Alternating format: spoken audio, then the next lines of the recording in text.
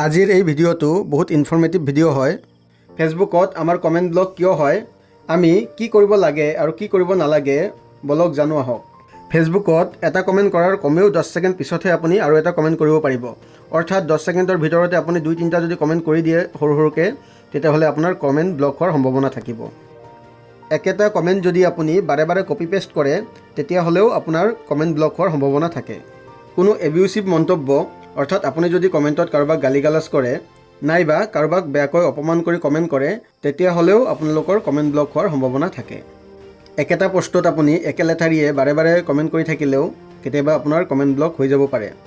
বন্ধুসকল, এই নিয়মকেইটা যদি আপোনালোকে মানি চলে, তেতিয়াহ'লে আপোনালোকৰ কেতিয়াও ফেচবুকত কমেণ্ট ব্লক নহয়। এতিয়া আচল কথাটো হ'ল, আমি একেটা পোষ্টত বিভিন্নজনক ৰিপ্লাই কমেণ্ট কৰিব পাৰিম নে নোৱাৰিম? নিশ্চয়কৈ পাৰিম বন্ধুসকল। আমি একেটা পোষ্টতে বিভিন্নজনক বিভিন্ন ধৰণৰ ৰিপ্লাই কমেণ্ট কৰিব পাৰিম। অৱশেষত কেতিয়াবা যদি যিকোনো কাৰণত ভুলতে আমাৰ কমেণ্ট ব্লক হৈছে, তেতিয়াহ'লে বন্ধুসকল আৰু কোনো উপায় নাই। এটা নিৰ্দিষ্ট সময়ৰ পিছত ই নিজে নিজে ঠিক হৈ যাব।